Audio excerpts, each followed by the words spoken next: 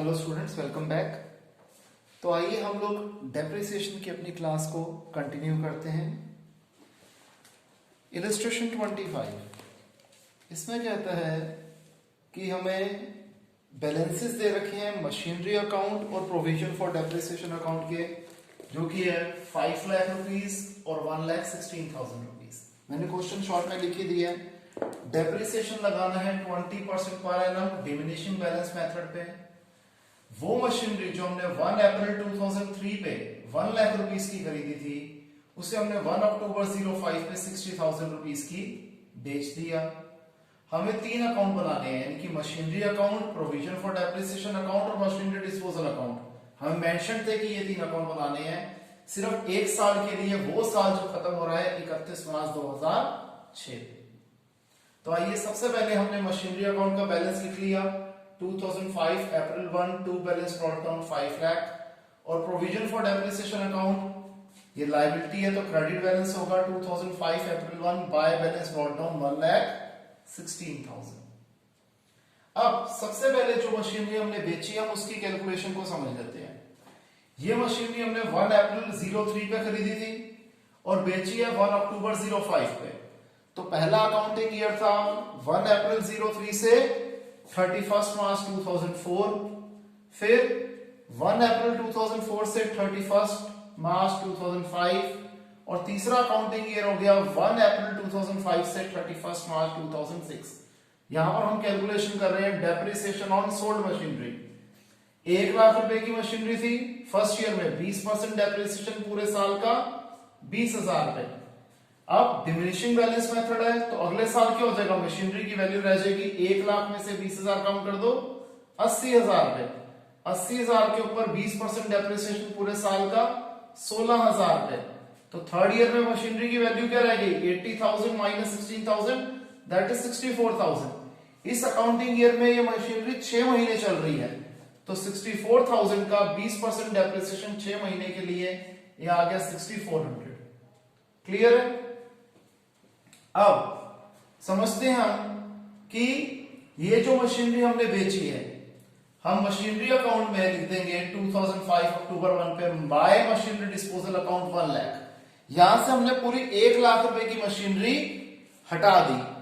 जो हम मशीनरी के ऊपर डेप्रिसिएशन लगाएंगे, कितने की बिकी, फायदा हुआ या नुकसान हुआ, ये सब कहां पर आता है, मशीनरी डिस्पोजल अकाउंट में आता है। और मशीनरी डिस्पोजल अकाउंट हम सिर्फ एक दिन के लिए खोलते हैं, उस पर्टिकुलर दिन पे जिस दिन मशीनरी को हमने बेचा है। तो मशीनरी डिस्पोजल अकाउंट में 2005 अक्टूबर 1 पे हमने क्या लिख दिया, टू मशीनरी अकाउंट, जो हमने यहां पर बैलेंस यहां से इधर ट्रांसफर कर दिया। मशीनरी अकाउंट की क्रेडिट साइड पे हमने लिखा था बाय मशीनरी डिस्पोजल अकाउंट, तो मशीनरी डिस्पोजल अकाउंट की डेबिट साइड पे लिख देंगे टू मशीनरी अकाउंट 1 लाख। अब ये जो हमने मशीनरी बेची है इसके ऊपर टोटल डेप्रिसिएशन कितना था, 20,000, 16,000, 6,400। इसका टोटल कर दोगे तो क्या आ जाएगा 42,400। तो हमने लिख दिया बाय प्रोविजन फॉर डेप्रिसिएशन 42,400। और ये मशीनरी हमने बेची कितने की थी, 60,000 की बेची थी। तो आप समझिए 1 लाख वाली मशीनरी के ऊपर डेप्रिसिएशन कितना है, 42,400। तो ये मशीनरी कितने की रह गई, 57,600 की रह गई, जिसे हमने बेचा कितने का, 60,000 रुपए का। 57,600 वाली चीज अगर हमने 60,000 की बेची तो हमें 2,400 का प्रॉफिट हुआ।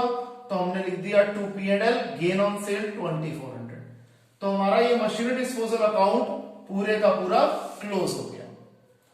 अब जो हमारा पहला अकाउंट था जिसे हम कहते हैं मशीनरी अकाउंट, उसमें कुछ खास होता ही नहीं है।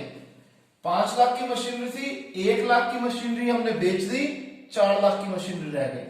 ये कैरिंग डाउन, अगले साल का ब्रॉट डाउन। तो हमारा मशीनरी अकाउंट भी क्लोज हो गया। अब मेन जो पार्ट जिसमें हमने ध्यान देना है वो है प्रोविजन फॉर डेप्रिसिएशन अकाउंट। इसमें हम क्या करेंगे, सबसे पहले जो हमने मशीनरी बेची है उसके ऊपर डेप्रिसिएशन हमने इस अकाउंटिंग ईयर में कितना लगाया है, 6,400। तो यहां लिख दिया बाय डेप्रिसिएशन अकाउंट, यहां पर आप लिख देना मशीनरी सोल्ड कितनी, 6,400। अब ट्रिक समझिए डेप्रिसिएशन की। यहां मैंने हेडिंग डाल दी डेप्रिसिएशन फॉर द ईयर 2005-2006, यानी कि अकाउंटिंग ईयर है 1 अप्रैल 2005 से 31 मार्च 2006 का। इसमें हमने कैलकुलेशन क्या करनी है, जो ओपनिंग बैलेंस था वो था 1,16,000, इसमें हमने जो मशीनरी बेची उसके ऊपर जो डेप्रिसिएशन लगा 6,400 हमने ऐड कर दिया, टोटल हो गया 1,22,400। जो हमने मशीनरी बेची थी इसके ऊपर टोटल डेप्रिसिएशन कितना था 42,400, वो इसमें से सब्ट्रैक्ट कर दो, तो यानी कि जो मशीनरीज अनसोल्ड है यानी कि रिमेनिंग मशीनरीज है उसके ऊपर डेप्रिसिएशन टिल डेट क्या लगा हुआ है, इसका डिफरेंस यानी कि 80,000 रुपीज। हमारे पास टोटल 5 लाख रुपए की मशीनरी थी, जिसमें से हमने 1 लाख की मशीनरी बेच दी, तो मशीनरीज इन हैंड यानी कि अनसोल्ड मशीनरी कितने की है 4 लाख रुपए की है, जिसके ऊपर 80,000 रुपए का डेप्रिसिएशन है, तो उसकी नेट वैल्यू क्या रह गई 3,20,000 रह गई। इस 3,20,000 के ऊपर 20% डेप्रिसिएशन लगेगा पूरे साल का, जो हो गया 64,000। हमने यहां लिख देंगे 2006 मार्च 31 बाय डेप्रिसिएशन अकाउंट 64,000। इसका टोटल कर दिया, ये आ गया 186,400। यहां पर हम क्या लिखेंगे डेबिट साइड पे 2005 अक्टूबर 1 टू मशीनरी डिस्पोजल अकाउंट 42,400 जितना जो हमने मशीनरी बेची थी उसके ऊपर टिल डेट डेप्रिसिएशन इतना था। अब 186,400 में से 42,400 निकाल दो तो बैलेंस कैरिंग डाउन आ गया 1,44,000, जो कि हमारा नेक्स्ट ईयर का ओपनिंग बैलेंस बन जाएगा, यानी कि bye balance brought down 1,44,000। Clear है स्टूडेंट्स, इसे कॉपी कीजिए।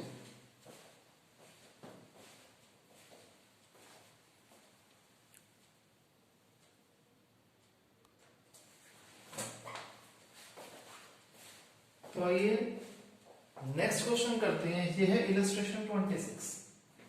1 अप्रैल 17 पे हमने एक मशीनरी खरीदी 1 लाख रुपीस की। 1 अक्टूबर 17 में हमने सेकंड मशीनरी खरीदी 50,000 रुपीस की। 1 अक्टूबर 18 पे हमने फर्स्ट मशीनरी बेच दी 40,000 रुपए की। डेप्रिसिएशन चार्ज करना है 10% per annum original cost method पे। अकाउंट्स क्लोज होते हैं 31 मार्च पे।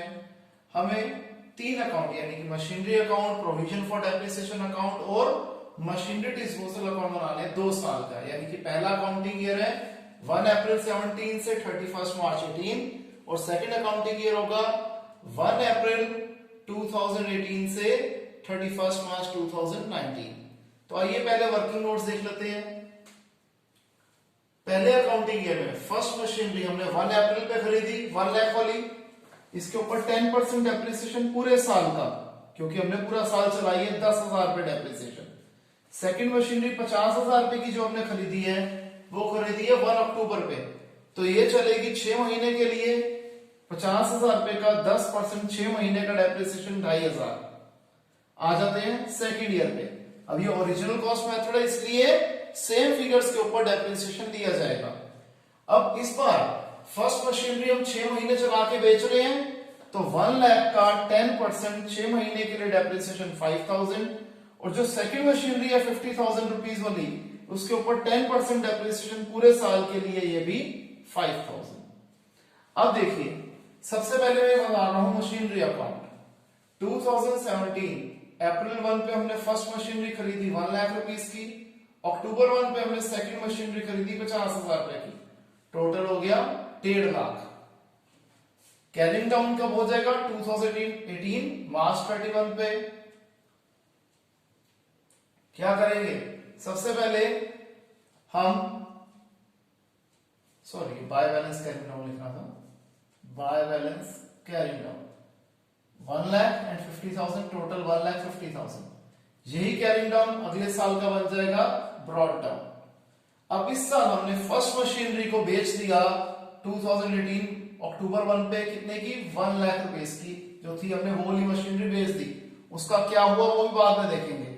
और जब अकाउंटिंग ईयर खत्म हुआ 2019 मार्च 31, तो हम लिख देंगे by balance carrying down M2 50,000, जो अगले साल का ब्रॉट डाउन बन जाएगा। तो इस अकाउंट में तो कोई दिक्कत थी ही नहीं, एकदम सिंपल था। सेकंड अकाउंट बना लेते हैं मशीनरी डिस्पोजल अकाउंट, जो आपको बताया था सिर्फ 1 दिन के लिए खुलता है। इसमें हम क्या लिखेंगे, यहां से ये आ जाएगा इधर, क्या लिख देंगे, टू मशीनरी अकाउंट 1 लाख। अब ये मशीनरी जो है इसके हमने 2 साल चलाए हैं, इनफैक्ट 1.5 साल चलाए हैं। M1 के ऊपर पहले साल डेप्रिसिएशन थी 10,000, दूसरे साल डेप्रिसिएशन थी 5,000, तो हम लिख देंगे बाय प्रोविजन फॉर डेप्रिसिएशन 15,000। हमने मशीनरी बेची कितने की, 40,000 की। अब आप देख लीजिए कि प्रॉफिट या लॉस हमें क्या हुआ, 1 लाख की मशीनरी थी, 15,000 हमने इसके ऊपर टोटल प्रोविजन फॉर डेप्रिसिएशन लगाया, तो इसकी वैल्यू जिस दिन हमने बेची कितनी थी, 85,000, लेकिन हमने ये मशीनरी बेची कितने की, 40,000 रुपए की, तो 45,000 आ गया लॉस ऑन सेल, ये हमने लिख दिया। अब तीसरा account provision for depreciation account. अब आप देखोगे तो ये क्वेश्चन आपको पिछले क्वेश्चन के मुकाबले बहुत ज्यादा आसान लग रहा होगा, क्योंकि ये ओसीएम का है, ठीक है जी। डीबीएम का ये पर्टिकुलर क्वेश्चन थोड़ा सा कंपैरेटिवली टफ हो जाता है। देखिए यहां पर हम क्या करेंगे कि हमने पहली मशीनरी के ऊपर डेप्रिसिएशन लगाया 10,000 रुपीज, सेकेंड मशीनरी के ऊपर डेप्रिसिएशन लगाया था 2,500 रुपीज। आपको पता साल के एंड में डेप्रिसिएशन चार्ज किया जाता है, तो हमने 2018 मार्च 31 पे डेप्रिसिएशन चार्ज करा और इसी को हमने कर दिया कैरिंग डाउन, जो नेक्स्ट ईयर का बन गया हमारा ब्रॉड डाउन। अब 1 अक्टूबर पे फर्स्ट मशीनरी के ऊपर डेप्रिसिएशन लग रहा है 5,000 और साल के एंड में सेकंड मशीनरी पे डेप्रिसिएशन लगा अगेन 5,000, टोटल हो गया 22,500। अब जो हमने फर्स्ट मशीनरी बेची थी 1 अक्टूबर पे, उसके ऊपर डेप्रिसिएशन कितना था, 15,000 था, हमने लिख दिया टू मशीनरी डिस्पोजल अकाउंट 15,000, 22,500 में से 15 गया 7,500, ये हो गया हमारा बैलेंस कैरिंग डाउन। क्लियर है स्टूडेंट्स? आई होप आपको समझ में आया होगा। स्टिल अगर किसी को कोई भी डाउट हो तो आप एक बार क्वेश्चन दोबारा एक बार रिवाइड करके देख सकते हैं, और उसके बावजूद अगर किसी के डाउट निकलते तो हम लाइव क्लास में उसे जरूर कवर करेंगे। Okay students, bye, take care.